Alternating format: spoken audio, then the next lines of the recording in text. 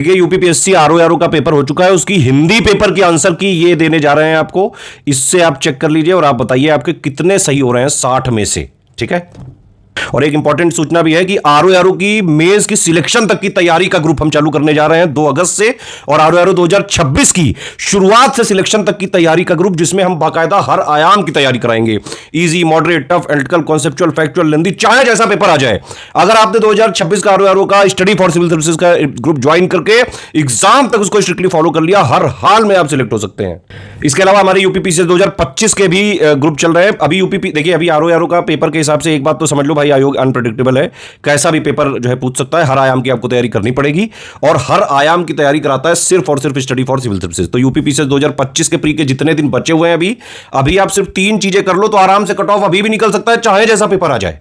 सिर्फ study for civil services का selection material से पढ़ाई कर लो, एससीएस की पेड क्विज से प्लस एससीएस की टेस्ट सीरीज से प्रैक्टिस कर लो। हर आयाम की तैयारी आपकी अपने आप हो जाएगी। 3 चीजें आपको हमारे 6,500 या 9,000 वाले बैच में मिल जाएगा, 4,000 वाले में भी मिल सकता है, लेकिन उसमें फिर टेस्ट सीरीज नहीं मिलती। टेस्ट सीरीज की आप वीडियो देख लेना। ठीक है, यूपीपीसीएस 2026 की भी शुरुआत से सिलेक्शन तक की तैयारी के प्री प्लस मेंस के ग्रुप हमारे चल रहे हैं। 2025 यूपीपीसीएस का मेंस की भी सिलेक्शन तक की तैयारी का ग्रुप चल रहा है। Answer writing, Hindi writing, essay writing का भी चल रहा है। यूकेपीएससी 2026 का भी चल रहा है। बीपीएससी 71 का भी चल रहा है।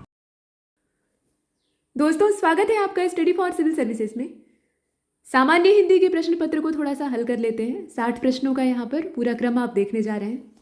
तो अभी हाल ही में प्रश्न पत्र हुआ है, परीक्षा संपन्न हुई है, और पेपर सामान्य स्तर का था। सरल ही कहा जा सकता है, बहुत कठिन नहीं था। अगर ध्यान से प्रश्नों को पढ़ा जाए तो बहुत ज़्यादा दिक्कत नहीं आएगी।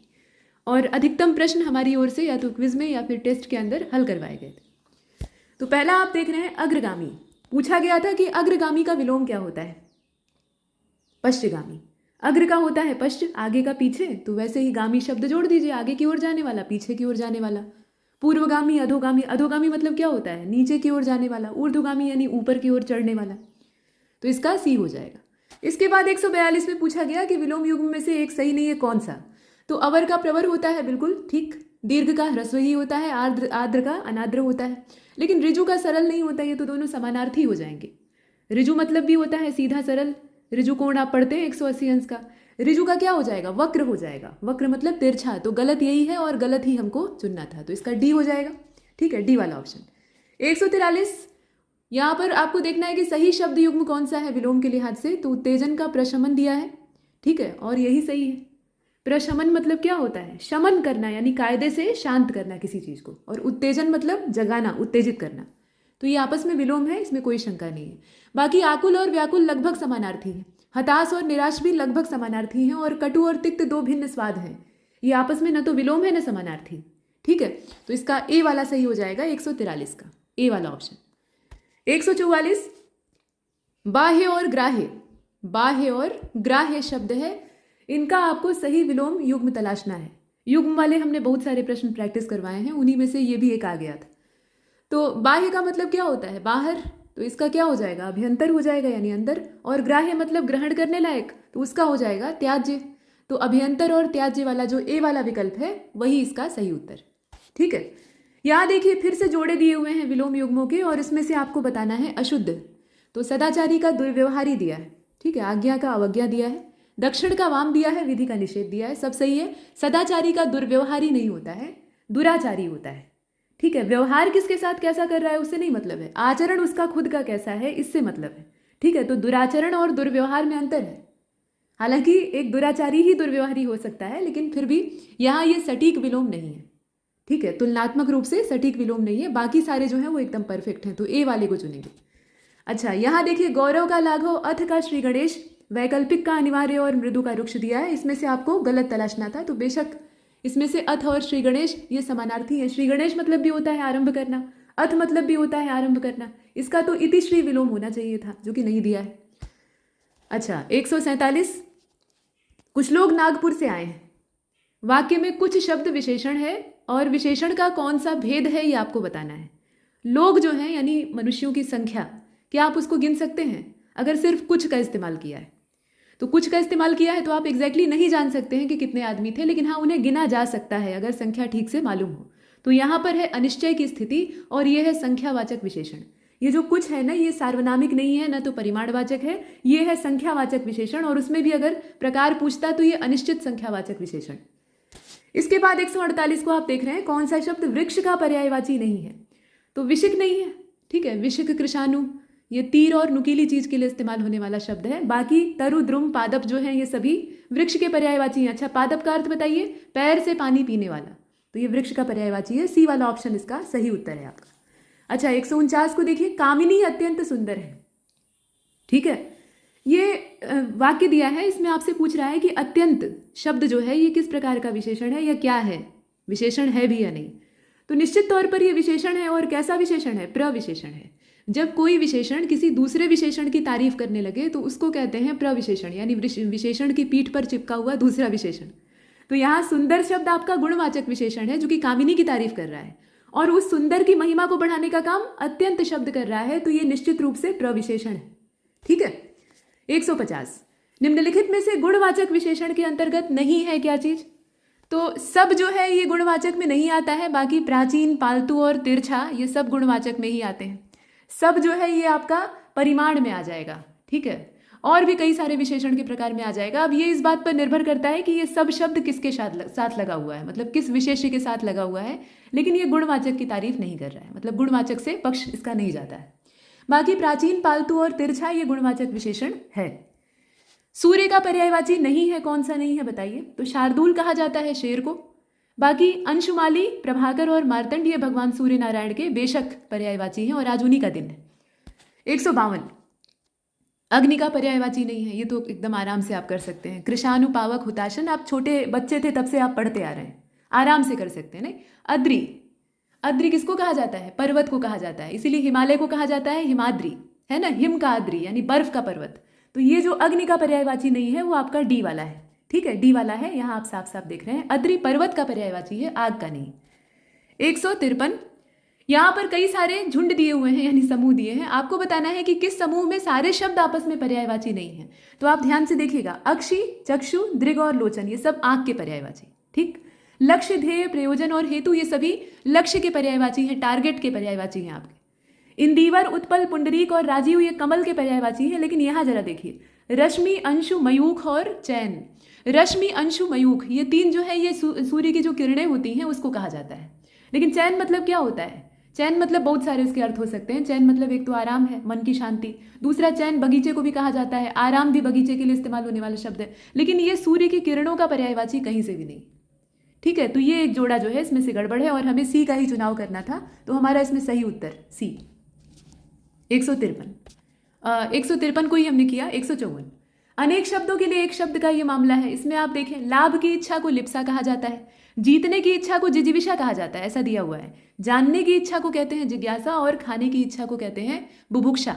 वैसे कायदे से तो कुछ नहीं दिया है इसमें, मतलब जो वाक्यांश हैं वो अधूरे हैं, अपने संपूर्ण अर्थ के साथ नहीं है, लेकिन फिर भी तुलनात्मक रूप से ज्यादा गलत कौन सा है? तो ये वाला है, गलत ही तलाशना था। जीतने की इच्छा जिगीषा होती है, जिजीविषा नहीं होती है। जीवन जीने की उत्कट इच्छा, प्रबल इच्छा, प्रचंड इच्छा जो होती है उसको जिजीविषा कहा जाता है। तो यहाँ ये वाला गलत दिया है, बाकी सारे सही। यहाँ देखें, जिसे किसी बात की आकांक्षा नहीं है, स्पृहा उसके अंदर की मर गई है, तो उसको कहते हैं निस्पृह, ठीक है। आकांक्षा या जो अतृप्त इच्छाएं होती हैं, तृष्णाएं होती हैं, उनको स्पृहा कहा जाता है, ठीक है। तो निस्पृह होगा, निरापद नहीं होगा, ध्यान दीजिएगा। निरापद मतलब जहां कोई आपदा नहीं है, जहां कोई संकट नहीं है, आगे वो भी मिलेगा आपको, ठीक है। इसका सी वाला ऑप्शन सही है 155 का।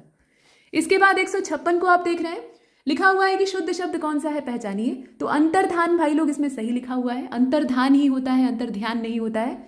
बाकी सारे शब्द गलत हैं। द्वारिका नहीं होता है, द्वारका होता है, द्वारका होता है, र होता है, ठीक है। लब्ध प्रतिष्ठित नहीं होता है, लब्ध प्रतिष्ठ होता है। और अकस्मात ऐसे नहीं लिखा जाता है, क पूरा रहता है, और ये जो समोसा वाला स आप देख रहे हैं ना, ये आधा रहता है, ठीक है। इस समोसे वाले स को दंत्य स कहा जाता है, ठीक है।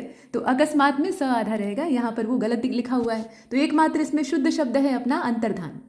वाक्यांश के लिए एक शब्द में कौन सा शुद्ध है बताइए? तो देखिए, झूठ बोलने वाला मितभाषी हो जाएगा। ये ऊपर ही आयोग ने गड़बड़ करके आपको दे दिया है और आपका काम आसान कर दिया है, ठीक है। तो मितभाषी नहीं होता है, झूठ बोलने वाला कौन होता है? मिथ्याभाषी होता है। मिथ्याचारी अगर लिखा हो तो उसका मतलब है कि झूठा आचरण कर रहा है, और मिथ्याभाषी यानी झूठ बोल रहा है। बाकी सारी चीजें इसमें सही दी हैं, कोई दिक्कत नहीं। अच्छा, वर्तनी के लिहाज से शुद्ध शब्दों वाला जो सही इसमें युग्म है, युग्म नहीं कहा जा सकता है, समूह है, उसको चुनिए। तो देखिए लिखा हुआ है उपरोक्त, प्रदर्शनी, दवाइयाँ और अश्विनी। इसमें देखिए उपरोक्त, उपर्युक्त होता है, उपरोक्त नहीं होता है। प्रदर्शनी ठीक लिखा है, लेकिन दवाइयों में भी आप देख रहे हैं तो इसमें एक शब्द तो शुरुआत में ही गलत दिख रहा है, तो इसको छूने की बात ही नहीं है। उसके बाद आप दूसरे वाले जोड़े को देखिए, मत्स्य लिखा है, दंपति लिखा है। महत्व शब्द को देखिए, महत्व में आधा त और रहता है जो कि नहीं लिखा हुआ है। शाबाश शब्द को देख लीजिए तो इसमें भी गड़बड़ है। सैरिंद्री लिखा हुआ है, यहीं पर गड़बड़ है। ठीक है, आध्यात्मिक देख लीजिए, यहाँ पर समस्याएं ही दिख रही है। एकमात्र जो इसका डी वाला ऑप्शन है, सहस्र, चिन्ह, अगस्त्य और मैथिली। जूम कर देते हैं, देखिए सहस्र ऐसे ही लिखा जाता है, चिन्ह ऐसे ही लिखा जाता है, अगस्त्य ऐसे ही लिखा जाता है, ऋषि अगस्त्य की साप भवानी, तो ये अगस्त्य ऐसे ही लिखते हैं, और मैथिली शब्द भी ऐसे ही लिखा जाता है। ठीक है, डी वाला ऑप्शन एकदम परफेक्ट। अच्छा, इसके बाद 159, सभी शब्दों की वर्तनी अशुद्ध है, कौन सा? तो आधीन, पूज्य और ब्रह्म, यही गलत लिखा हुआ है। बाकी सारे जो हैं उनमें सारे शब्द नहीं गलत हैं, कुछ गलत हो सकते हैं, जैसे कि प्रशंसा यहाँ गलत लिखा है। यहाँ अगर आप देखेंगे तो दूसरे वाले में, बी वाले ऑप्शन में, प्रतीक्षा गलत लिखा है, प्रतीक्षा होता है ना। चरमोत्कर्ष, चरमोत्कर्ष होता है, चरमोत्कर्ष होता है, मतलब ये र पूरा रहेगा। ठीक है, लेकिन बाकी शब्द ठीक लिखे हुए थे। इसमें क्या दिक्कत है सी वाले में कि इसमें सारे शब्द गलत लिखे हुए हैं, और जहाँ पे सभी शब्दों की वर्तनी गलत है वही चुनना था। आधीन नहीं होता है, अधीन होता है। पूज्य नहीं होता है, पूज्य होता है। और ब्रह्म नहीं लिखा जाता है, बल्कि ये ब्रह्म होता है, मतलब ये इस तरह से होता है। ठीक है, इस तरीके से आधा ह रहेगा, पूरा म रहेगा। ठीक, तो ये सी वाला ऑप्शन, इसमें से सी वाला विकल्प जो है ये हमारा उत्तर है। 160, यहां देखिए, चरित्रवान व्यक्ति अच्छे कर्म करता है। चरित्रवान शब्द क्या है? ये व्यक्ति की विशेषता बता रहा है, तो विशेषण है। लेकिन कैसा विशेषण है? तो उसके गुण की तारीफ कर रहा है ना। चरित्र एक गुण है, अच्छा चरित्र, तो गुणवाचक विशेषण है, इसमें कौन सी शंका है? और विकल्प ऐसे दिए हैं कि आप आराम से पकड़ सकते हैं, इसमें गिनने और नापने तोलने की बात ही नहीं। ठीक है, डी वाला ऑप्शन। 161, साफ साफ आप देख रहे हैं इसका सही उत्तर क्या होगा। पूछ रहा है कि तत्सम और तद्भव के लिहाज से, यानी पहला शब्द तत्सम और दूसरा तद्भव, इस लिहाज से कौन सा सही नहीं है? तो पर्यंक और फूल वाला ऑप्शन नहीं सही है, बाकी सब तो ठीक है। शलाका कहा जाता है सलाई को। क्षीर जो शब्द है ये खीर के लिए इस्तेमाल होता है, ये तद्भव, इधर तत्सम। और उष्ट्र कहा जाता है ऊंट को। कालिदास यही गलत बोलते हैं तो पकड़े जाते हैं। विद्योत्मा झट से पकड़ लेती है कि ये आदमी महामूर्ख है। ठीक है, वो उट्र उट्र बोलना शुरू कर देते हैं उष्ट्र को, और वहीं समस्या खड़ी हो जाती है। पर्यंक कहा जाता है दोस्तों पलंग को। ठीक है, पलंग को कहा जाता है जिस पर आप सोते हैं। फूल के लिए तो पुष्प शब्द का इस्तेमाल होता है। ठीक है, तो डी वाला ऑप्शन इसमें होगा। 162, वह नौकर नहीं आया, वह नौकर नहीं आया, वो वाला नौकर नहीं आया। मतलब यहाँ पर हम एक संकेत के साथ एक व्यक्ति की ओर इशारा कर रहे हैं, और उसके लिए हम इस्तेमाल कर रहे हैं एक सर्वनाम का। ठीक है, तो यहाँ जो आपका सी वाला ऑप्शन है वही सही। इसके बाद आप देख रहे हैं प्रागुण लिखा है, तद्भव तत्सम का, तत्सम तद्भव का जोड़ा है। इसमें से जो गलत है उसकी तलाश करनी थी, तो हमने ए को चुना, बाकी सब सही है। ध्यान से देखिए, सप्तति कहा जाता है सत्तर को, शाटिका कहा जाता है साड़ी को, कपर्दिका कहा जाता है कौड़ी को। लेकिन प्रागुण और पोथी का कोई आपस में ताल्लुक नहीं है। ठीक है, प्रागुण किसको कहते हैं? ये पहुना को कहा जाता है। ठीक है, तो यहाँ पर प्रागुण शब्द का जो तद्भव दिया है वो ठीक नहीं। इसके बाद देख रहे हैं 164, आमलक एकमात्र इसमें तत्सम है। आमलक किसको कहते हैं? हस्तामलक। हस्तामलक एक आपने मुहावरा सुना होगा, मतलब हाथ पर रखे हुए आंवले के समान। तो आमलक जो है ये आंवले का, मतलब आंवले का तत्सम शब्द है। बाकी सारे जो है वो पहले से ही तद्भव है। नारियल का नारी के लिए होता है। गवाक्ष होता है इसका, ये क्षत्रिय वाला अक्षर रहेगा तो तत्सम होगा। अनूठे का क्या होता है बताइए? अनूठे का क्या होता है जरा बताइए? फिलहाल आमलक इसमें तत्सम है, सी वाले को चुना। 165, कौन सा शब्द तद्भव है? तो कंधा आपका जो है ये तद्भव है, इसका तत्सम होता है स्कंद, बाकी सारे शब्द तत्सम है। 166, कौन सा शब्द शब्द चयन के लिहाज से शुद्ध है? तो ध्यान से देखेंगे तो इसमें सारे शब्द गलत हैं, बहुत ध्यान से देखिएगा। साहित्य और जीवन का घोर संबंध है, घोर संबंध नहीं है, घनिष्ठ संबंध है। ठीक है, गोलियों की बाढ़ नहीं बल्कि गोलियों की बौछार के आगे कोई टिक नहीं सका, और उसकी मृत्यु के समाचार से नगर में भारी शोक छा गया। या सिर्फ आप लिख सकते हैं शोक छा गया। भीषण शब्द का इस्तेमाल शोक के साथ करना। शोक एक शांत चीज है, दुखमय है लेकिन शांत है।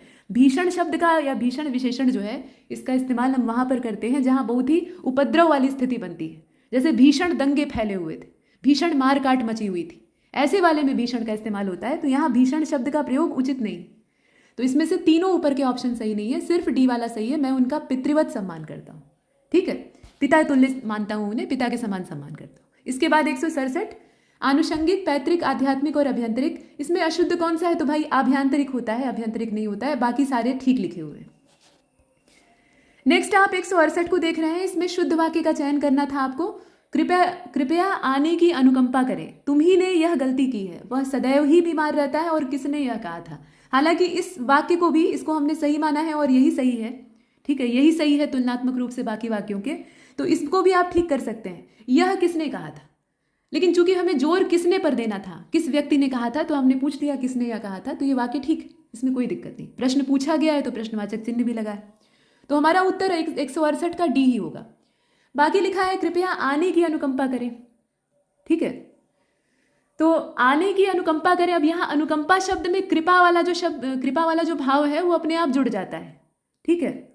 तो कृपया यहाँ आप लिख सकते हैं आने की अनुकंपा करें या आने की कृपा करें, या आप आने की कृपा करें। यहाँ आप शब्द को भी आप जोड़ सकते हैं। कुल मिलाकर इस वाक्य को कई तरीके से लिखा जा सकता है, इसको लिखने का सिर्फ एक तरीका नहीं। उसके अलावा तुम ही ने यह गलती की है, ठीक है। अब इसमें आप देख रहे हैं कि तुम ही लिखा हुआ है, यानी यहाँ भी ही लगा हुआ है, यहाँ भी ही लगा हुआ है जो कि एक अव्यय है, ठीक है, और यहाँ भी ही लगा है। दो बार एक ही अव्यय का इस्तेमाल ये सरासर गलत है, तो ये शुद्ध नहीं है। वैसे ही वह सदैव ही बीमार रहता है, सदैव शब्द में खुद ही जोर डालने की भाषा है, मतलब हम एकदम बल दे के बोल रहे हैं और उसके बाद फिर ही लगा दिया। सीधे लिखना चाहिए था वह सदैव बीमार रहता है, ठीक है। फिलहाल इसका डी सही है, यहाँ अशुद्ध का चयन करना है। तो इसमें पहला ही वाक्य पकड़ में आ गया है, बाकी सारे ठीक है, ठीक है। चौथिया बुखार कहा जाता है या चौथिया दौरा कहा जाता है, जिसको चौथे दिन दौरे पड़ते हैं। फिलहाल तो ये सही लिखा हुआ है, इसमें सारे वाक्य ठीक है। लेकिन ये देखिए, उन्होंने उसकी आड़े हाथों खबर ली, उन्होंने उसे आड़े हाथों लिया। आड़े हाथों लेना ये एक मुहावरा है, ठीक है। इसका मतलब ही होता है खबर लेना या फिर फटकारना या फिर उससे पूछताछ करना, कड़ाई करना। तो ये आड़े हाथों लेना खुद मुहावरा है, तो उसमें खबर लेने की बात ही नहीं है ना। सीधे लिख सकते हैं उसने उसे या उन्होंने उसे आड़े हाथों लिया। तो ए वाला गलत है, बाकी सब सही, ठीक। इसके बाद आप देख रहे हैं कि निम्नलिखित में से किस वाक्य में सर्वनाम का सही इस्तेमाल नहीं है। तो भाई लोग देखिए बी वाले को, मेरे को यह रुचिकर नहीं, मेरे को यह रुचिकर नहीं, मुझे यह रुचिकर नहीं, या मैं इसे पसंद नहीं करता हूं, ऐसे भी लिखा जा सकता है। बहुत तरीके हैं। फिलहाल यहाँ मेरे को जो लिखा हुआ है, सर्वनाम का गलत इस्तेमाल। अच्छा, वर्तनी के लिहाज से शुद्ध शब्द कौन सा है? तो अत्युक्ति जो लिखा है, अत्युक्ति यानी बढ़ बढ़कर बोला जाता है जो चीज़, मतलब जितना है नहीं उससे बढ़ा चढ़ाकर उसको बोल रहे हैं, भले ही उसका हमारे पास कोई प्रमाण नहीं हो, तो उसको अत्युक्ति कहते हैं। बाकी सारे शब्द गलत लिखे हैं। पूजारी नहीं होता है, पुजारी होता है। तदोपरांत नहीं होता है भाई, तदुपरांत होता है, द पे छोटी की मात्रा। अनाधिकारी नहीं बल्कि अनधिकारी होता है। तो ठीक बात है, इसका सी हमने चुना, ठीक है। 171 172 को देखिएगा। आधीन शब्द इसमें गलत है, अधीन होता है ना, अधीन, आधीन कोई शब्द ही नहीं होता है, तो ये वाला अपना इसमें से चुन लिया। बाकी सब ठीक लिखा हुआ है, एकदम ठीक। 173 की ओर आइए, ये देखिए, नैहर कहते हैं ना, नैहर जा रहे हैं, नैहरवा जाती। तो यहाँ पर ये इसका तत्सम आपको बताना है। ज्ञातृगृह होता है, पीहर, नैहर, नौघर, ये सब तो बोलचाल वाले ऐसे ठेठ शब्द हैं, लेकिन इसका जो तत्सम रूप है वो पूछा है ना आपसे, तो ज्ञातृगृह होता है। मातृगृह नहीं होता है, ज्ञातृगृह होता है। जहां किसी बात का डर ना हो, जहां किसी बात का डर ना हो। पीछे आपको कहा था ना कि निरापद मतलब होता है जहां कोई आपदा नहीं है, जहां कोई संकट नहीं है, तो यहाँ उसी का दिया हुआ था। और इसका जो परफेक्ट आंसर है वो हो जाएगा निरापद, ठीक है। निरापद मतलब निरापद, जहां कोई आपदा नहीं है, अर्थात वहां पर किसी बात का डर नहीं है। निर्द्वंद मतलब जहां कोई द्वंद्व की स्थिति नहीं है, कोई उलझन नहीं है। निर्भ्रांत यानी जहां कोई भ्रम नहीं है। और द्विवर मतलब जिसके दो या जो दो वर की भूमिका निभाता है, या ऐसे भी कहा जा सकता है कि दो बार वर बनता है, एक बार सहबल्ला बनता है अपने भाई के साथ और दोबारा एक बार उसका फिर से विवाह होता है। कई अर्थ इसके हो सकते हैं, ये देवर का तत्सम है असल में। तो इसमें से ए वाला ऑप्शन होगा निरापद। इसके बाद आप देख रहे हैं तत्सम को चिन्हित करिए। आग, स्वामी, बच्चा, कान, आराम से आप कर सकते हैं, स्वामी, ठीक है। स्वामी का तद्भव क्या होता है? साई होता है। आग का अग्नि होता है तत्सम, बच्चे का वत्स होता है, कान का कर्ण होता है। अगला आप देख रहे हैं तत्सम कौन सा नहीं है, तो जल, अग्नि, हाथ और पुत्र दिया है। हाथ जो है वो तत्सम शब्द नहीं है, ये क्या है? तद्भव है, इसका हस्त होता है ना, ठीक। और यहाँ देखिए तुरंत का तत्सम रूप क्या है, तो त्वरित है भाई, त्वरित निपटान कीजिए, त्वरित कार्रवाई कीजिए, अक्सर आप प्रशासन में देखते हैं। 178 मधुक का दिया है भौरा, वल्गा का दिया है बाघ, मत्सर का दिया है मछली और वृत्तिक का दिया है गोला। वल्गा और बाघ ठीक दिया है। वल्गा जैसे घोड़े की जो लगाम होती है उसी को बाघ कहा जाता है। बाघ नहीं अड़ रही है, यानी लगाम नहीं घोड़े के ऊपर बैठ रही है, ऐसे बोलते हैं लोग, तो वल्गा उसका शुद्ध रूप होता है। बाकी मधुक महुआ को कहा जाता है। मत्सर जो है ये ईर्ष्या के लिए इस्तेमाल होने वाला शब्द है। और वृत्तिक किसको कहते हैं बताइए? ये आपके लिए बहुत बार हमने हिंदी के टेस्ट हल करवाए हैं और ऐसे प्रश्नों को बार बार आपसे आजमाइश करवाई। इसके बाद 179 को देखेगा। फिलहाल हमने 178 का बी चुना है, ध्यान दीजिएगा। अच्छा, 179 अगणित, मुख, दधि और अकेला लिखा हुआ है। इसमें से आपको बताना है कि कौन सा तत्सम नहीं है। तो तत्सम इसमें साफ साफ दिखाई दे रहा है, अकेला नहीं। अकेला एक तद्भव शब्द है, एकल इसका तत्सम होता है, बाकी सारे तत्सम है पहले से। 180वां, देखते ही देखते हम लोग 180 पर आ गए, देर नहीं लगी। घोड़ा का पर्यायवाची शब्द नहीं है इसमें से कौन सा? तो भाई शार्दूल कहा जाता है शेर को, और सब जितने यहाँ दिख रहे हैं वो सब घोड़े के ही पर्यायवाची हैं। कामदेव का पर्यायवाची कौन सा नहीं है? तो माधव नहीं है, ये भगवान कृष्ण का है। बाकी सारे जो है मनमथ, कंदर्प, मदन, मार, स्मर, ठीक है, ये मीन, केतु, इस तरह के शब्द जो हैं ये कामदेव के पर्यायवाची है। 182, यहाँ पर कई सारे झुंड दिए हुए हैं, ग्रुप दिए हुए हैं। इनमें से आपको देखना है कि सभी शब्द जो है ये पर्यायवाची नहीं है किसमें, ठीक है, मतलब कोई ना कोई एक शब्द उसमें वादा खिलाफी कर रहा है, ऐसा। तो ध्यान से देखेंगे, वायु, समीर, मरुत और समीरण, ये सारे जो है ये हवा के पर्यायवाची। विहंग, विहग, शकुंत और अंडज, ये सारे पक्षी के पर्यायवाची। तीर, शर, ईशु, नाराज, ये सभी जो हैं ये किसके हैं? बाण के पर्यायवाची हैं, यानी तीर के पर्यायवाची हैं। लेकिन ब्राह्मी, भारती, गिरी और वाक्य लिखा हुआ है, इसमें देखिए गिरी शब्द गिरा होता है, गिरी नहीं होता है। गिरा मतलब होता है वाणी, यानी सरस्वती जी का पर्यायवाची, लेकिन गिरी मतलब क्या होता है? पर्वत होता है। तो ये इसमें से वादा खिलाफी कर रहा है, बाहर जा रहा है, मतलब डी वाला ऑप्शन इसमें गड़बड़ है, जिसमें कि सारे शब्द पर्यायवाची नहीं है, और उसी को हमें चुनना था, तो हमने डी को चुना है, ठीक है। आशा है कि आपको इसमें संदेह नहीं होगा। यहाँ गिरी शब्द की वजह से समस्या हो रही है। आगे चलते हैं। यहाँ देख रहे हैं सिंह का पर्यायवाची कौन सा नहीं है? तो मार नहीं है, वो मारने वाले मार से नहीं, यहाँ पर वो जो फूल के बाण मारते हैं उनसे बात जुड़ी हुई है। मार, स्मर जैसे जो शब्द हैं ये कामदेव के पर्यायवाची हैं। और हाँ, बेशक महावीर शब्द जो आप देख रहे हैं ना, ये महावीर शब्द बहुत लोगों का पर्यायवाची है। जैसे एक तो वर्धमान महावीर थे जैन धर्म वाले, और उससे पहले महाबली, बजरंग बली, उनको कौन भूल सकता है, ठीक है, महावीर। तो महावीर मतलब जो वीरों का वीर है, तो ये शेर को भी कहा जाता है, ठीक है, शेर के लिए भी महावीर शब्द का इस्तेमाल होता है, ये कोई आश्चर्य नहीं है। पंचमुख कहते हैं और केसरी कहते हैं, ये सब शेर के पर्यायवाची। इसमें ये ध्यान दीजिएगा कि एक शब्द कई सारे जीवों या कई सारे अर्थों से मेल खाता है, तो उसमें आप ये परेशान हो जाएंगे, भाई शेर का आपने महावीर बता दिया तो ये हनुमान जी का पर्यायवाची था, ऐसा कैसे हो सकता है? नहीं, जो भी महान वीर है उसको महावीर कह सकते हैं, तो ये सबके जो बहादुर है उसके पर्यायवाची में आ सकता है। लेकिन मार शब्द जो है ना, ये कामदेव का पर्यायवाची है, ये शेर का नहीं, इसमें शंका मत करिएगा। यहाँ देखिए नदी शब्द का पर्यायवाची कौन सा नहीं, तो वेड़ी कहा जाता है चोटी को, ठीक है, गूथी हुई जो चोटी है उसको वेड़ी कहते हैं, बाकी सारे नदी के पर्यायवाची। यहाँ देख रहे हैं 185, ब्रह्मा का पर्यायवाची नहीं है, तो विबुध, विबुध कहते हैं देवता को, ठीक है, विबुध कहते हैं देवता को, बाकी सारे जो आप देख रहे हैं वो सभी ब्रह्मा जी के पर्यायवाची। 186, यहाँ आ जाइए, हरावल। हरावल एक ऐसा शब्द है, सेना में बहुत सारे अंग होते हैं, जो सेनाएं पहले की होती थी, अब तो सिस्टम ही बदल गया, तो उसमें कुछ सैनिक जो है वो पैदल ऐसे भाला लेके आगे आगे दौड़ते थे, आक्रमण जोर से जो सेनापति है वो बोलता था, तो पहले वही भीड़ के मर जाते थे, तो उन्हीं को कहा जाता था हरावल, ठीक है। ये आगे आगे दौड़ने वाले होते थे और पैदल होते थे, पहले बलि के बकरे यही बनते थे, ठीक है। तो इसमें से आपका ए वाला ऑप्शन हो जाएगा। अच्छा, इसके बाद ये देखें आप कि जिस व्यक्ति का चित्त किसी देश, काल और परिस्थिति में एक समान रहता है, इस प्रश्न में कंफ्यूज मत होइएगा, ध्यान से देखिए, कई सारे इसमें मिलते जुलते विकल्प दिए हैं और प्रश्न आसान है, कुछ दिक्कत नहीं है। यहाँ पर सही उत्तर समदर्शी होगा। रामचरितमानस में सुंदरकांड में लिखा हुआ है समदर्शी इच्छा का चुनाही, यानी समान दृष्टि वाला जो है उसके लिए मन में कोई इच्छा शेष नहीं रह जाती है, मतलब सबको एक समान निगाह से देखता है, हर परिस्थिति में एक समान रहता है, तो उसके अंदर कोई भी स्पृहा, कोई भी इच्छा शेष नहीं रह जाती है। तो समदर्शी शब्द जो है वो ऐसे ही व्यक्ति के लिए जिसका चित्त हमेशा एक जैसा रहता है हर परिस्थिति में, ठीक है। स्थिर चित्त मतलब स्थिर चित्त वाला, लेकिन हमेशा रहेगा ये आवश्यक नहीं है, तो ये पर्याप्त नहीं है। अलौकिक आप जानते ही हैं, जो इस श्लोक से परे है। शांत चित्त मतलब शांत दिमाग वाला, इसमें सबसे सटीक सही उत्तर है समदर्शी, ठीक है। आगे चलते हैं। यहाँ देख रहे हैं आप वाक्यांश के लिए एक शब्द में बहुत बोलने वाला वाचाल होता है। मरने की इच्छा को मुमुक्षा कहा जाता है, जहाँ लोगों का मिलन होता है उसको सम्मेलन कहते हैं, और अनिश्चित जीविका है तो उसको आकाशवृत्ति कहते हैं। और सब तो ठीक दिया है, लेकिन मरने की इच्छा को क्या कहा जाता है? मुमूर्षा कहा जाता है, ठीक है, मुमूर्षा कहा जाता है, मुमुक्षा नहीं कहा जाता। मुमुक्षा जो है ये मोक्ष प्राप्ति की इच्छा होती है, माने मर के हम मोक्ष प्राप्त करना चाहते हैं, ऐसे ही नहीं मरना चाहते। इसके बाद आप देखें उत्तर और पूर्व के मध्यवर्ती कोण, ये तो ईशान कोण होता है, आप जानते हैं, ठीक है, ईशान कोण होता है। इधर वाला वायव्य होता है, पश्चिम और दक्षिण वाला जो होता है, और दक्षिण और माफ कीजिएगा, पश्चिम और उत्तर वाला जो कोण है ये वाला, पश्चिम और उत्तर के बीच का जो कोण है ये वायव्य होता है, और पश्चिम और दक्षिण के बीच का जो कोण है वो नैऋत्य होता है, दक्षिण और पूर्व के बीच का आग्नेय होता है, और ये जो उत्तर पूर्व वाला है इसको ईशान कहते हैं। इसके बाद आप देख रहे हैं वाक्यांश के लिए प्रयुक्त कौन सा शब्द इसमें सुमेलित नहीं है, तो बाकी सारे तो ठीक दिए हैं कि किए गए उपकार को मांगने वाला, माफ कीजिएगा, कृतज्ञ होता है, जिसका पार नहीं पा सकते वो अपार होता है, जो इंद्रियों से परे है वो अतीन्द्रिय है, लेकिन जानने की इच्छा रखने वाला जो है वो जिज्ञासु होता है।